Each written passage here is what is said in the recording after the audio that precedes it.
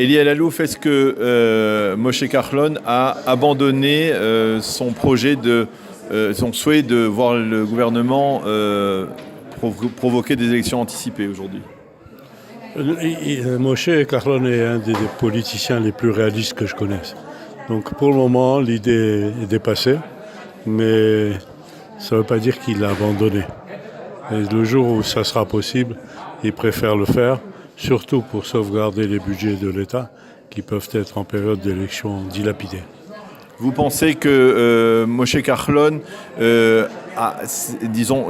a renoncé au cours des derniers jours à provoquer la chute du gouvernement parce qu'il y a eu cette fameuse loi de réajustement des salaires des policiers qui a été votée par le gouvernement? Cela a quelque peu apaisé d'une certaine manière son opposition et c'est une sorte de cadeau que Netanyahou lui a fait.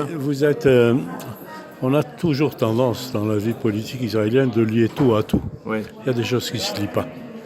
Il y a une décision de la Cour suprême qu'il faut indemniser les policiers en retraite, les hommes de la sécurité comme le Shabak, comme le Mossad et tout ce qui n'est pas militaire. Donc il y a une décision qui a été traînaillée depuis 13 ans. Donc il a pris la décision qu'il faut remplir les conditions. N'oubliez pas que c'est l'un des défenseurs les plus arrogants presque je dirais, mais le plus violent pour le respect de la Cour suprême. Il veut qu'on respecte les décisions de la Cour suprême dans tous les domaines. Donc il a exigé ça. Respectons la décision.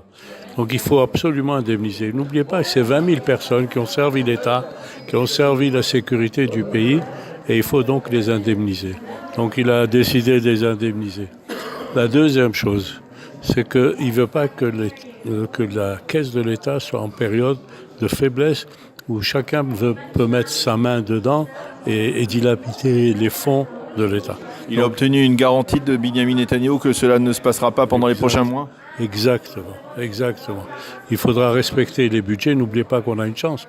On a voté les budgets pour l'année 18 et 19.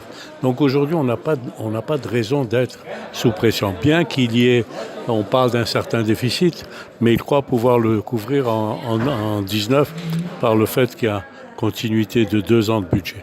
Donc il voudrait devancer les élections parce qu'il y a aussi une raison. Aujourd'hui, il a le vent en poupe. Il a une réussite dans les élections municipales de très haut niveau. Il ne voit pas pourquoi lui ne peut pas exploiter ça. Mais si l'intérêt de l'État est de repousser les élections, il est en négociation directe, personnelle, individuelle, tête à tête entre lui et Netanyahou. Et je pense que Netanyahou va le convaincre de ce qu'il faut. Quelle est la bonne voie? Alors, est-ce que vous pensez que la coalition gouvernementale peut tenir encore longtemps? Elle peut aller jusqu'au bout après cette crise aiguë? Parce qu'on a vu, ce soir à la Knesset, l'opposition l'a emporté sur la coalition en faisant voter, en essayant de faire tomber le gouvernement. Alors, il n'est pas tombé parce qu'il n'y a pas une majorité absolue, mais l'opposition ne va pas lâcher la coalition gouvernementale. Vous pensez que la coalition peut tenir avec 61 députés à la fin d'un mandat de la Knesset? Oui, elle peut tenir le coup. N'oubliez pas qu'on a commencé avec 60. Oui, mais commencer, c'est le début. Au début, les députés ne veulent pas perdre leur fauteuil. Au début, c'est plus difficile qu'à la fin. Mais n'oubliez pas qu'il y a une chose plus importante que vous n'avez pas soulevée, et laissez-moi la soulever. C'est le problème de la sécurité. Nous ne sommes pas en période facile. Le front d'Israël, le plus important, c'est pas le Hamas. Il n'est pas agréable, il est insupportable, etc.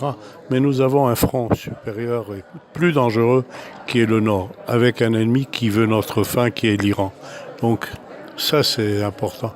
Et est-ce qu'on est en période où on peut tenir compte, ou ne pas tenir compte plutôt, de cette situation face à l'Iran et aller aux élections?